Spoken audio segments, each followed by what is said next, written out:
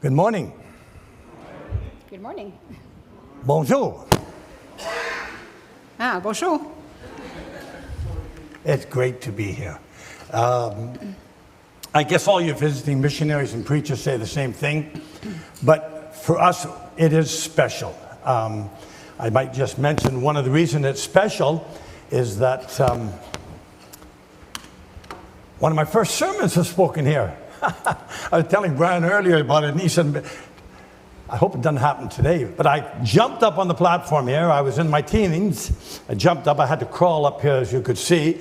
I got up here, and I was going to give a 28-minute sermon. After 6 minutes, I was finished. That's not going to happen today.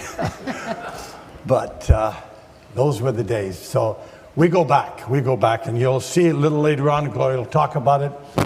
It's been over 50 years that we've been in the Lord's work, and you signed, Westminster, you signed our letter of commendation in 1967. So we've always had this wonderful relationship. And as I said, it is a privilege to be here and to be a part of this fellowship. We've always enjoyed the assembly here. I used to speak here quite often in years gone by, but those days are gone. And I enjoy your website. And I'm just going to actually read what it says on your website, just in case you haven't read it, in regards to your missions. It says, Westminster Bible Chapel serves beyond our local community through people that are gone to other areas of the world to proclaim the good news of Jesus Christ. We are partners with missionaries in special areas. Some countries, where special reasons, are closed to missionaries. There are other countries that will grant a measure of religious freedom, but would discourage or forbid any form of evangelization. Yet in all of these countries, the Lord has been faithful. That's on your website, and I enjoy your website. We both enjoy your website. Well, good morning. I'll take the opportunity to say we're really happy to be here. It's been a while. We have some very dear friends in this congregation, and it's just really wonderful to be here with you today. So thank you for this opportunity. And we do appreciate that we are your missionaries, that once, maybe twice a year, that we are asked to give a report, and we are your missionary of the month. And we can't tell you how much we appreciate this, how much it means to us. We have been missionaries for 55 years, I think. Anyways, just to know that you have the prayer support of others, it just gives you so much strength and courage as you go out and helps in so many different situations. And we just want to thank you for praying for us, for your gifts, and for taking a real genuine interest in us and in our work. Well, this print is probably too small for you to read, but this is our letter of commendation that is dated April the 4th, 1967. It's signed by 5 assemblies, of which Westminster Chapel is one. And at the time of this letter, we had already been in Quebec for almost a month. These are the years, the amounts of time we spent in our different respective areas of service, 12 years in Quebec, 6 years in BC full-time, then we went to Argentina. We had a couple of back and forth in those years, and then in 2000 we came back to stay in Canada for family reasons, and now we go to Argentina for 3 months every year.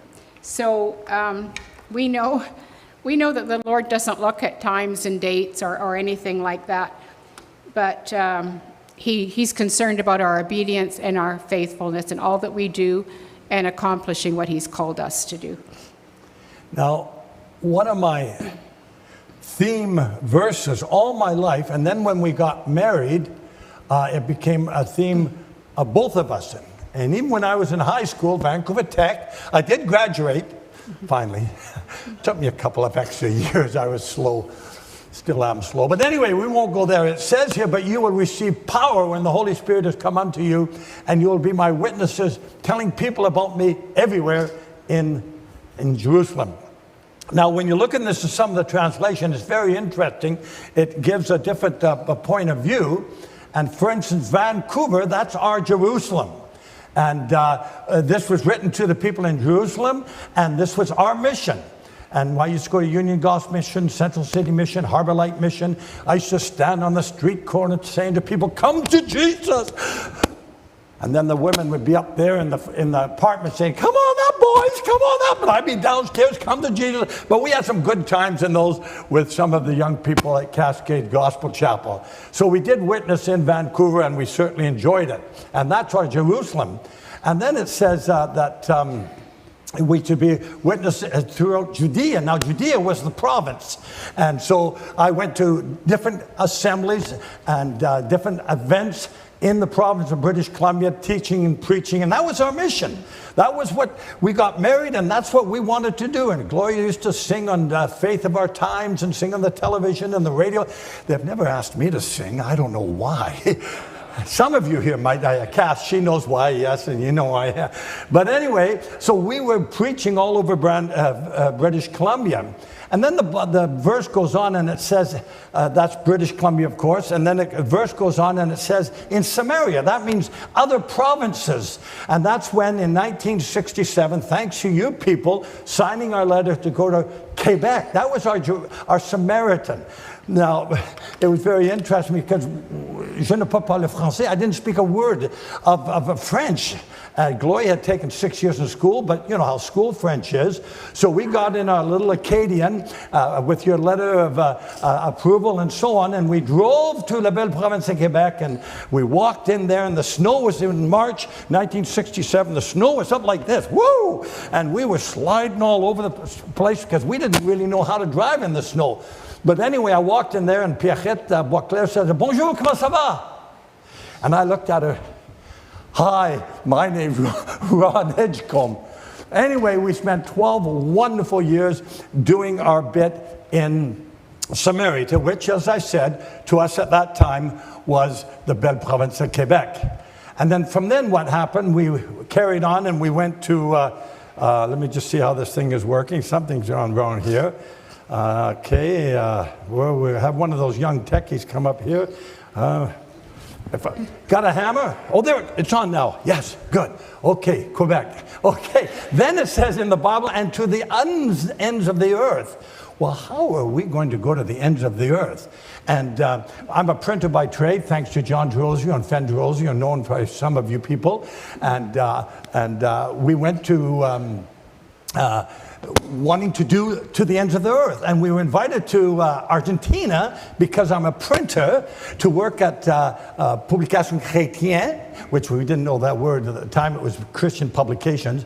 And we went down there and we served the Lord to the ends of the earth. So that was the accomplishment, if I can say the right word, of this verse. And that's why we do what we do. We wanted to accomplish that. Now, everybody's not called to that, but God called us to it. Then we find out then in other verses, the Great Commission. Go ye and make disciples of all nations, baptizing in the name of the Father and the Son and of the Holy Spirit, teaching them to observe all that I have commanded to you. And behold, I am with you always to the ends of the earth. And that was also a command of God to us. Now, God calls us all, we're going to find out, to be witnesses, but sometimes God doesn't call you to another province or another country or another area. But God called us there. God called us to serve Jesus. And the word missionary just means that someone who is sent. God sent us. We didn't really want to go to Belle Province de Quebec. I couldn't even speak English right. When I started taking Gloria out, she thought I was from another country because I had an accent. Because I, as an orphan, and adopted and all that, I lived in many different places with different languages, and so I had a rough childhood. But the Lord called us to Quebec, so we had to say, bye, We didn't say au revoir. We didn't say auf Wiedersehen. We didn't say ciao. We just said bye to all of our loved ones here, and off we went to Quebec.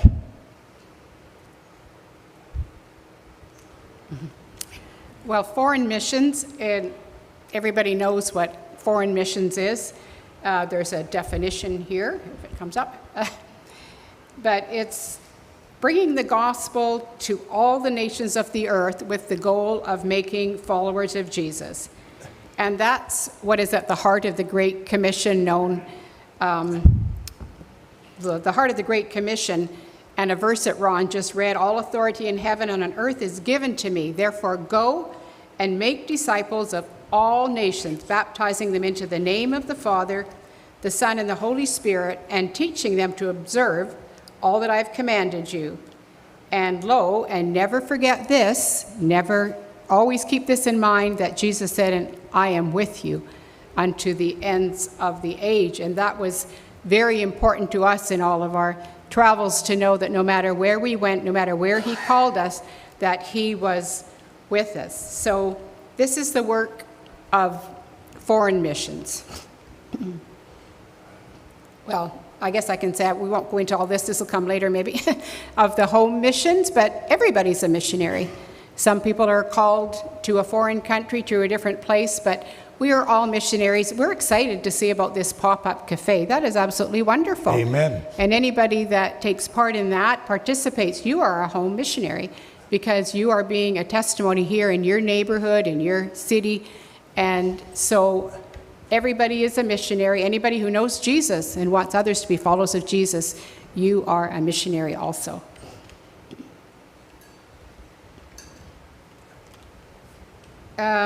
Defining a missionary, one who goes, and that's more, I think, when we talk about being a foreign missionary. And from these words that we can see, these are verses from the New Testament. In the traditional sense, the term missionary has been reserved for those who have been called by God to a full-time ministry of the word and prayer, and who have crossed geographical and or cultural boundaries to preach the gospel in those areas of the world where Jesus Christ is largely, if not entirely, unknown. And this was the situation in Paul's time. And that verse from Romans, I really like this. My ambition has always been to preach the good news where the name of Christ has never been heard, rather than where a church has already been started by someone else.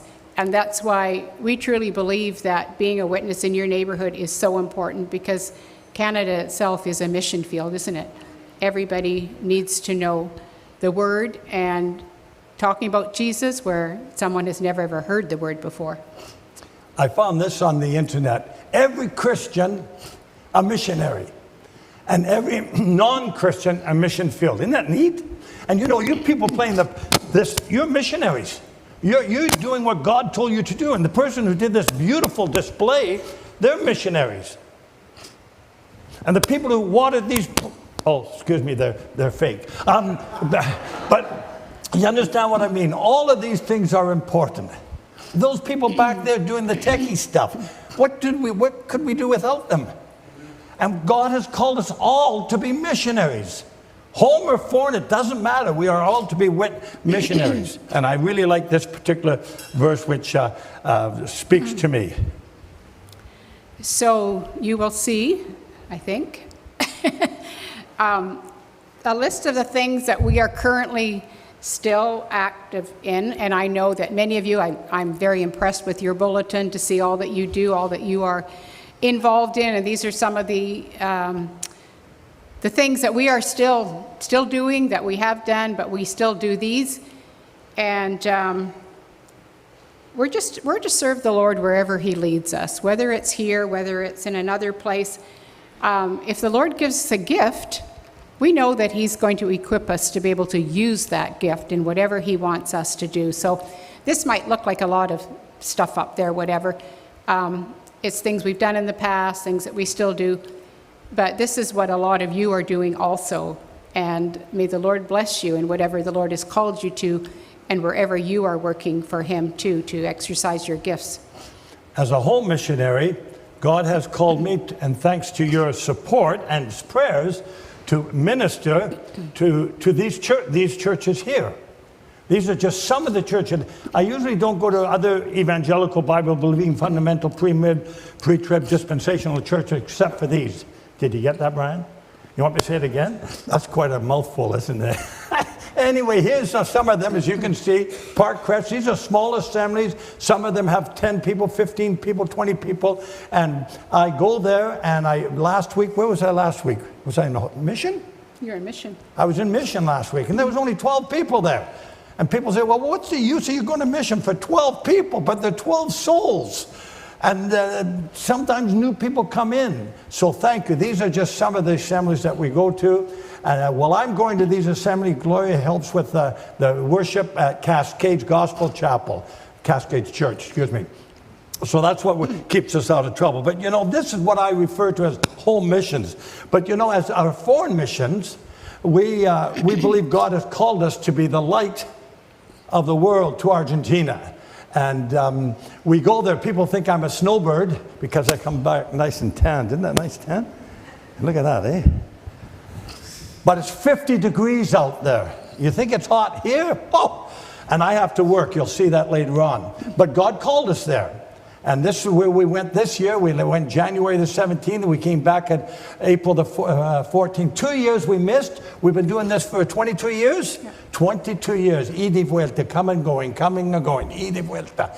And we had a great time there this year ministering to the people in Argentina. And so we've divided into 3 different sections for the foreign missionary part of it, and that's work, witness, and worship. How you like that for a sermon? A 3-point sermon, same letter, introduction, conclusion. Amen. Let's go. No, you've got to stay a little longer. But this is how we're going to try to present what God is trying to do through us, that we're not always obedient, but we try to do what God has called us to do.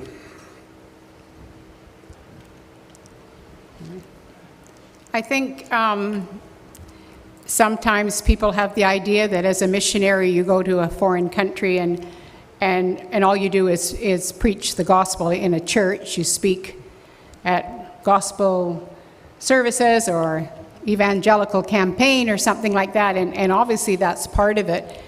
And we can't speak for every country, of course. We've been to a few, but we have to speak from what the Lord has called us to do. And we have really found that working has earned us the right to witness.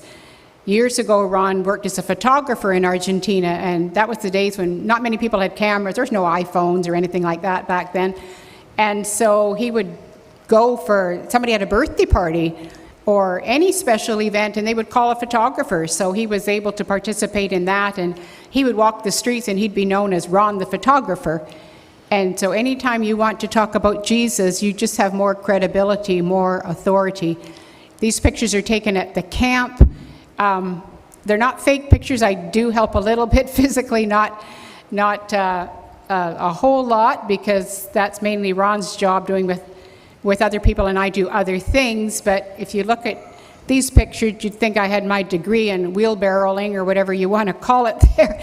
But that's what I can do, because Ron's legs are not that strong. So I can carry the wheelbarrow back and forth to the dump or the fire pit or wherever it is and load it up with branches and so on. So that's kind of the extent of my physical work.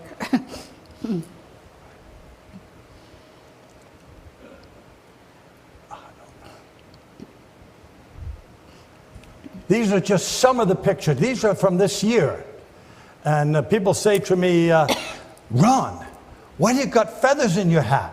Well, I always have feathers in my hat. You know why? Because camps, I got saved in Amble Island Bible Camp 60 years ago.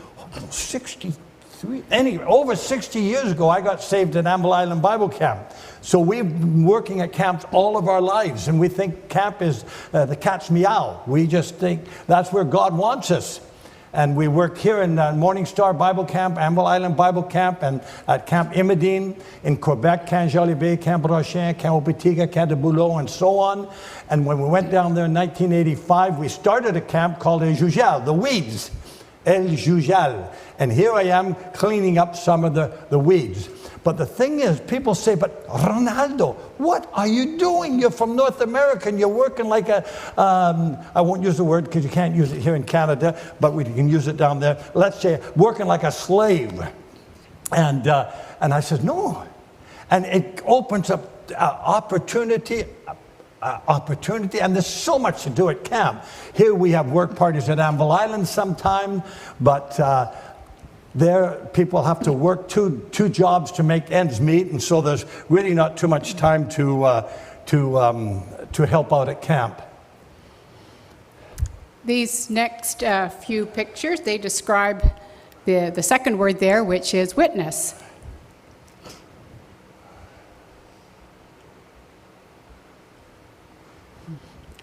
So a lot of our witnessing there is done through hospitality.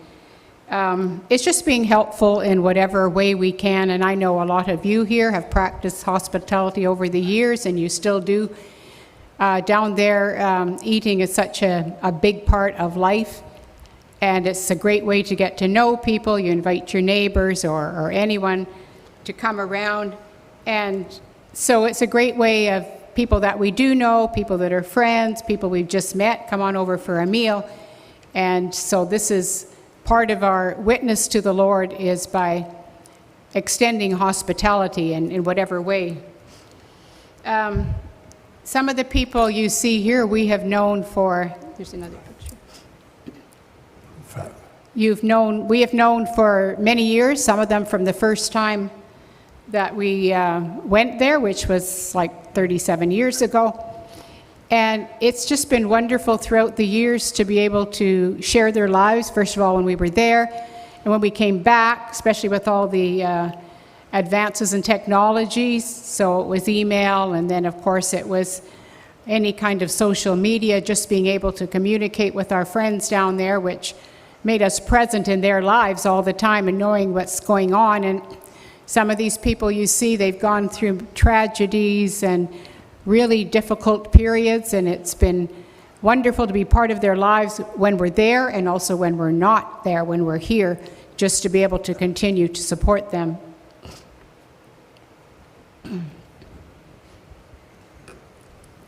Just a continuation of people. The lady on the right there, I got to know her the first year that we went there. We lived in the Bible school, and she was cleaning it. She was like a maid. I couldn't speak Spanish. She couldn't speak English.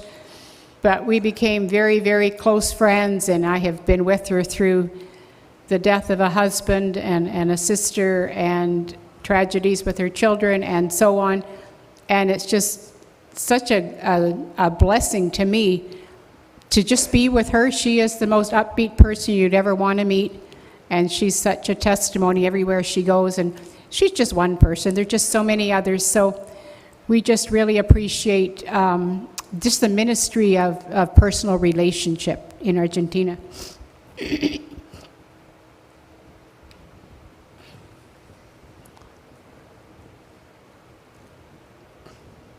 This is very interesting. You know why? See the picture up there on your left? That's the garbage men. Every Monday and Friday they come. And you know what's waiting for them?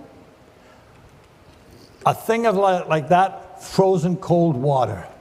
And they are ecstatic. I mean, they're going 50, 40, 35 degree weather all the time, and they get there, and I'm there with the free water. And this picture here, they're actually, I said to them one day, I said, hey, ustedes, venga acá. And they came over and they said, yes. I said, like a coffee? Yeah. Wow. I mean, can you imagine asking your garbage man here in Vancouver if he wants a cup of coffee? They'd say, what are you putting into it? Or, you know, they wouldn't. So when the gasista come, the gas guy comes with the tubes of gas for the camp, I sit down and have a coffee with them. Or we used to sit down and have mates with them. That's the drink you drink out of. Now, the guy in the bottom right here, that's coffee, because we can't have mate with them anymore. Because before we used to share the mate, we used to share the straw, the bombilla. So this is something that has really gone over big, and they talk to other people about it, and other people talk to them. They say this local Canadian, say this crazy Canadian out there at camp, they gave us free coffee today, and sometimes even, we don't do any baking there because it's too hot, but sometimes I'll buy some facturas, some goodies, and they give it to them. So that's always a big part of it. That was good. Now then, we're going to go to the last part, and then after that, we're trying to finish in time, so if there's any questions, we want to be transparent. It's your prayers, it's your money, it's your financial support, so we want to be transparent. So if you have any questions, I didn't ask permission, but my son taught me that you don't ask permission, you ask forgiveness. It's easier. I don't believe that, but so I hope it's okay that if you have any questions, be honest, be open. We want to be honest. Now the worship part is what a lot of people think that we only do. Worship and witness. But as Gloria said in the beginning, our work makes that possible, a witness. For instance, many times I'm working out there on a Monday and the guys will come with the lumber, the bricks, or the mortar or something. Hola, ¿qué tal? Well, how are you? Fine, thank you. What'd you do all weekend? Oh, well, I'm a preacher. I went and preached at such and such a church. Well, the curtain comes down. The wall comes down. They don't want to talk to me anymore. Nobody wants to talk to a preacher today. Then I say, but it's much easier to preach it than to practice it. Wow. And they open up like an open book. This guy's being honest that he's a preacher, but it's much harder to practice what you preach than to do it. So witnessing is a very important part of our ministry. And it's, for instance, here you'll see it's one of the many churches we go to. And some congregations are bigger than others, some are smaller. The pastor of this particular church came out to camp and says, Ronaldo, would you come and speak to our church? I said, well, sure, I'll speak anywhere. I have spoken in Catholic churches, I've spoken in many different types of churches, mainly assemblies, but sometimes people from other evangelical groups ask me to come and speak, and I have a privilege of going there. And Gloria comes with me many times. And she always goes over my sermon, though. I have to admit that. I said that earlier to somebody. She goes over to my sermon because my Spanish is más o menos. It's not perfect. My French is not perfect. My English is not perfect. And she went over here, and all the notes, I don't think there's any spelling mistakes. But anyway, here I am preaching the word, and my son, Joel, lives there, and we're going to talk about that later. One of the perks, that's him with the Bible in his hand to the right of me on your picture there. And he does the public reading of the scriptures because I don't read that good. But he reads beautifully. No accent, nothing. And that's the Word of God. That's the most important thing. That's what we preach. That's what we tell people that we're into. Here's a smaller church, but there he's preaching again. Wow, twice, you got 2 for 1. Here's a smaller church. But this is the leadership of that church, and we took a picture outside. Small assembly. There were, how many were there? 30? No, yeah. About 30 people there. So that was kind of special. But it's always interesting speaking there. It's always speaking. And notice I have a tie on there too. Someone earlier said, Ron, take your tie off. I said, I can't take it off. They said, why? I said, that's my spirituality. If that was true, brother, I would wear 2 of them, but it's not true. Anyway, here we are. I have a tie on. It's a gaucho tie, but here we are preaching there in Argentina, just enjoying telling people about the Lord. Here's another Rukani Chao, which means the house of God. There's a large congregation there. Every year I go there, they want me to speak. Sometimes they want me to speak twice, but I don't have enough time there because we're only there for 3 months. But this is a very nice assembly, and it's a congregation that is growing. Most of the evangelical groups in Argentina are growing. Also, during Monday, Tuesday, Wednesday, Thursday, Friday, Saturday, if there's a camp on, I help at the camps. Besides doing all that physical work, I help at the camps. And here, for instance, is one of the many camps that I help at. That's in our dining room. We actually built that. And this is one of the many camps. You can see they all have their mask on. It was during the pandemic, the 2022. So camps were closed down for 2 years, and they're just opening up, and people are coming to know the Lord. So in January, February, March, that's the camp time. That's why we go down there. I'd rather go down there in March, April, May. Yeah, March, April, April, May, June maybe. It's not so hot. But anyway, that's not no camps down there. Here's another one of the many camps that we speak at. And sometimes I'm not part of that particular camp, but they'll say, Ronaldo, would you come and give thanks for the food? Ronaldo, would you help us do this? Or Ronaldo, the toilet is plugged. Will you come and clean it? I love cleaning toilets for Jesus. It's a smelly job, but you have to do what you have to do. Now, one of the big things in Argentina, and I shouldn't be showing this because it is 11:30, you're probably getting hungry, but food is a very important part in Argentina, as Gloria said. I make bread, papa fritas, jams, and this is one of the many, many barbecues I put on. And what we do, we invite people, because I can afford that. That costs me, let's say, 50 Canadian dollars, and it'll feed 22 people. You can't go wrong there, and that's meat. Oh, that's meat, I'm telling you, and it's good meat. So that's one of the ministries we do as we have barbecues, and I'm pretty good at barbecuing. I'm not a cook, but I'm good with the barbecue, and we certainly enjoy that. One of the bonuses of being in Argentina is that we have a family down there, Joel and Maria. With a tie on. Oh, yeah, again. And so we have the great joy of being with our family for 3 months of the year. So they have 3 girls, and then 3 years ago they had this little boy, Lucas. So it's just been great to be able to get to know him a little more. We really know the girls, but this way we got to know him a little bit more, and we're really excited because on Tuesday they're coming. Excuse me, the whole family is coming for a visit. They haven't been to Canada for 5 years, so that's going to be really exciting, and their other 2 brothers and sister are really excited and want to know them. That's the family, Joel, Maria, Sarah, Chloe, and Olivia, and Lucas. So we appreciate your prayers for them. The 2 older girls, they often come with us when we go to different churches. Sarah plays the piano and Chloe sings. So they're part of our group, so to speak, when we go to speak at different churches.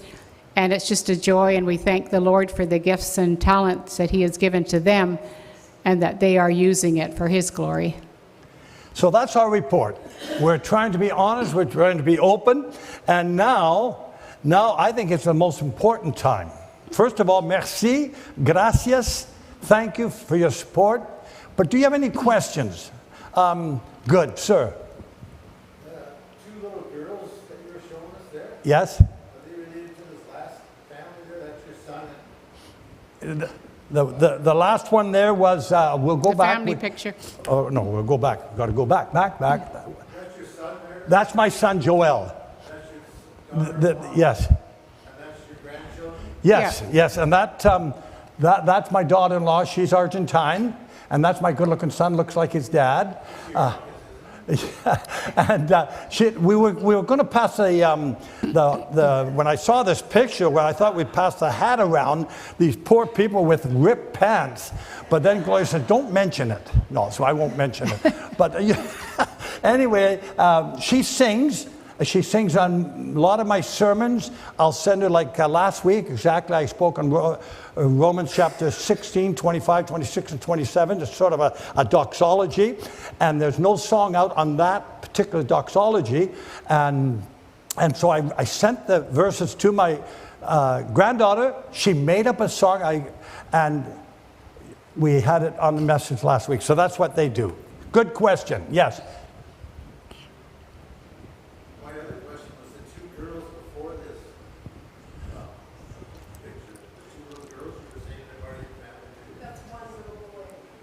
Oh, that was one little boy. That's the same a little little guffer. guy. Yeah. No, Yeah. that's he's got Lucas. Great That's curly Lucas. hair. Yep, that's my grandson from there. We have 2 grandsons and 8 granddaughters. Mm-hmm. And some other question back here. Don't be shy. Come on now. That's the most important part of the meeting, in a sense that if you have any doubts, questions.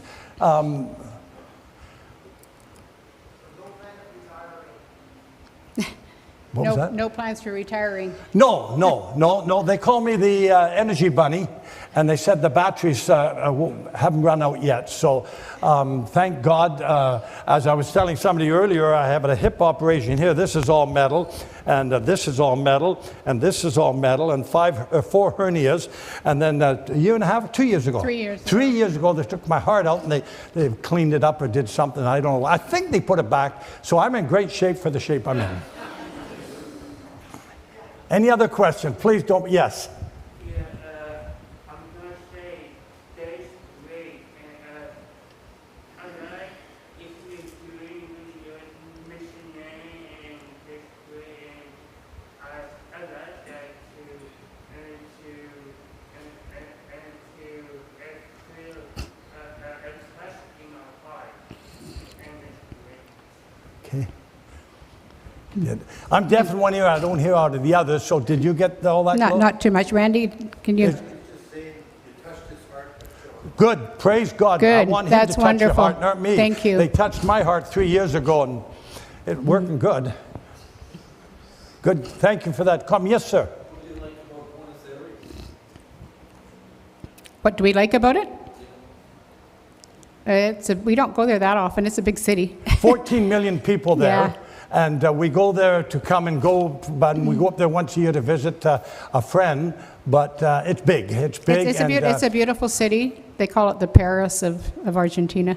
Yeah, it's a beautiful And place. it really is. It has multicultural. A lot to offer as far as tourism goes.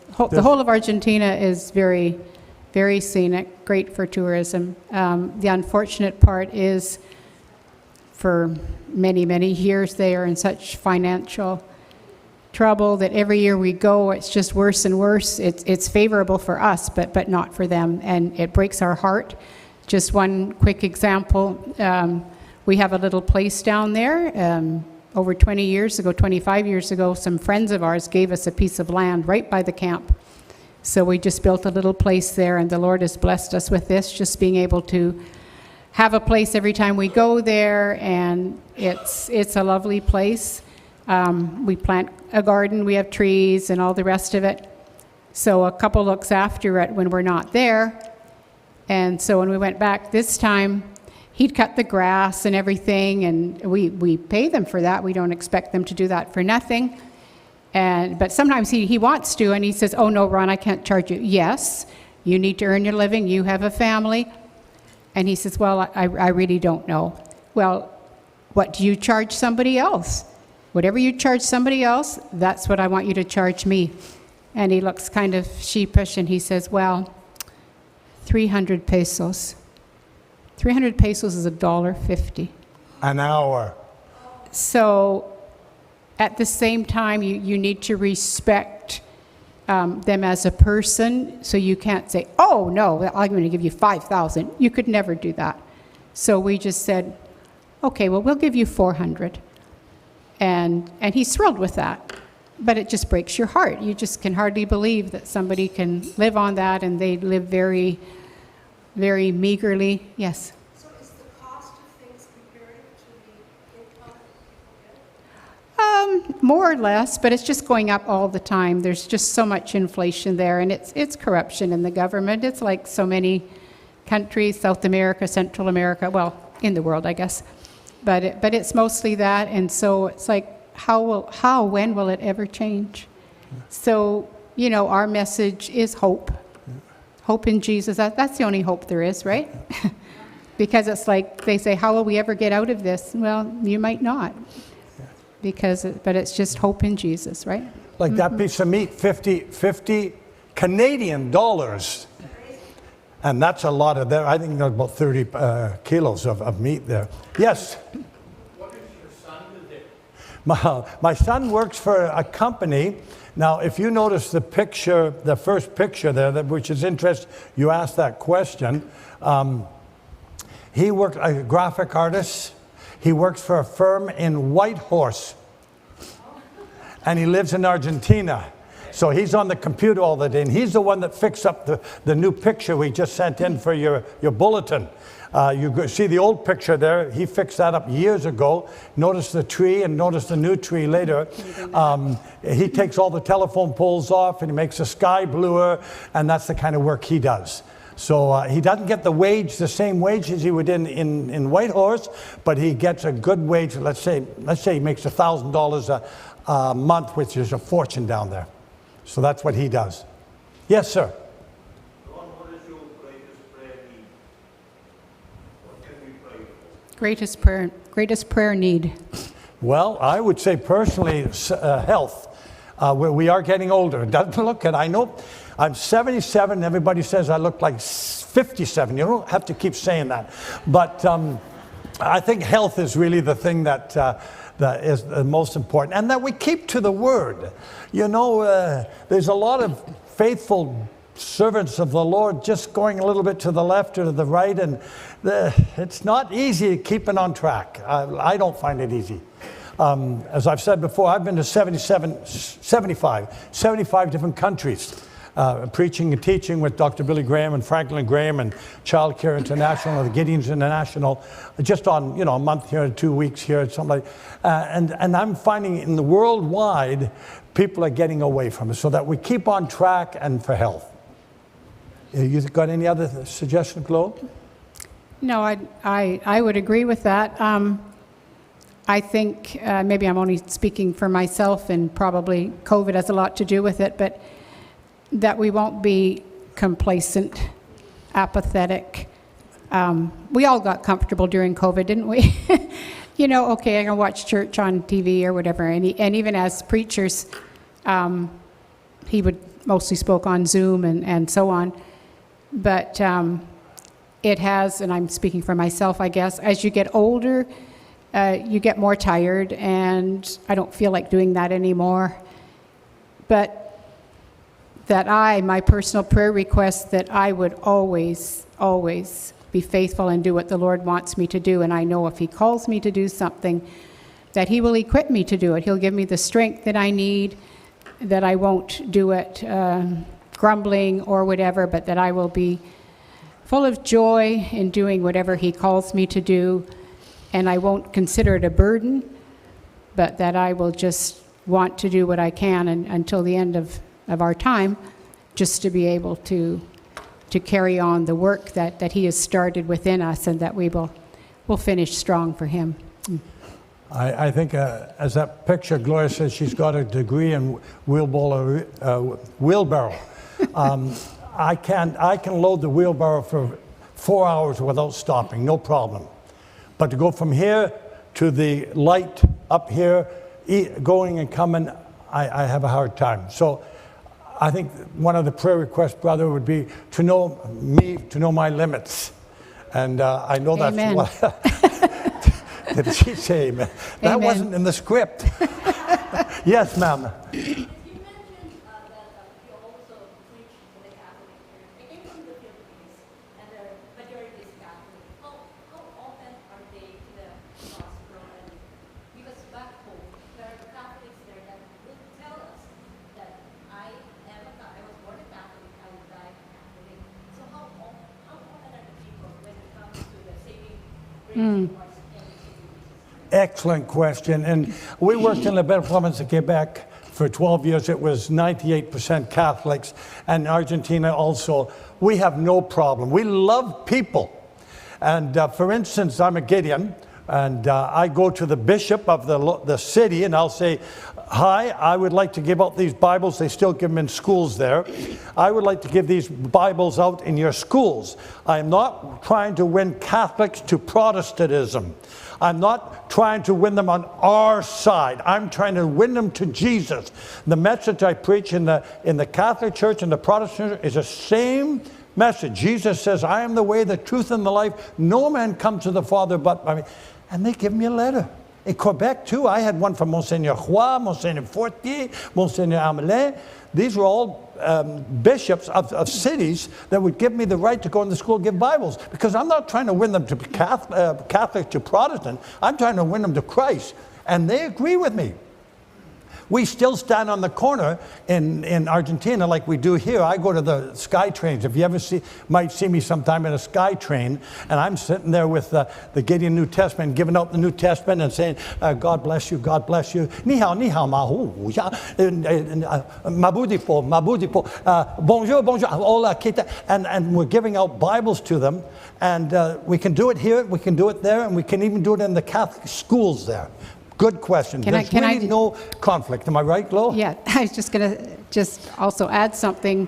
One of our best friends there, a couple, he's a doctor and his wife, and they are very, very Catholic.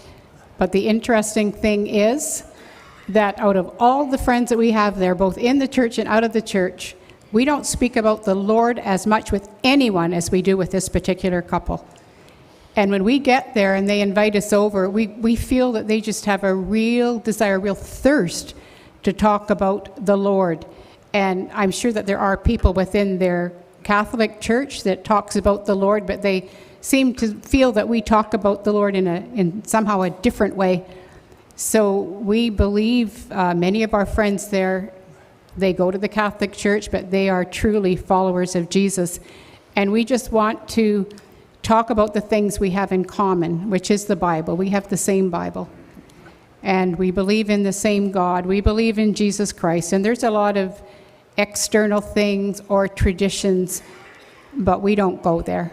We just talk about what we have in common, our common faith in Jesus, and we don't have any conflict in that sense. And we have other Catholic friends. I was in a taxi once, and a man said to me, well, what's the difference between the Catholic faith and the evangelical faith? So I had a good opportunity to witness to him, but at the same time, say we have the same Bible, we have the same God. Other religions don't have the same God. So we just trying to find the common interest in that.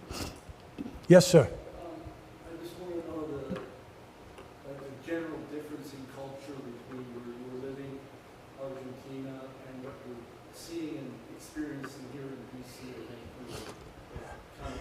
Completely different. Completely different. For instance, I always use this as an example. Forget about the pandemic. But before pandemic, if 10 of you came to church, it'd be one there, one there, one there, one there, one there, one there, one there. Where in Argentina, 10 people come to church, they'll be sitting all on the same bench. So there's that closeness. And as we said earlier, we drink this tea with a straw. And you put water in it, you pass it to the person, you use the same straw. So there's that closeness, a lot of hugs and kisses.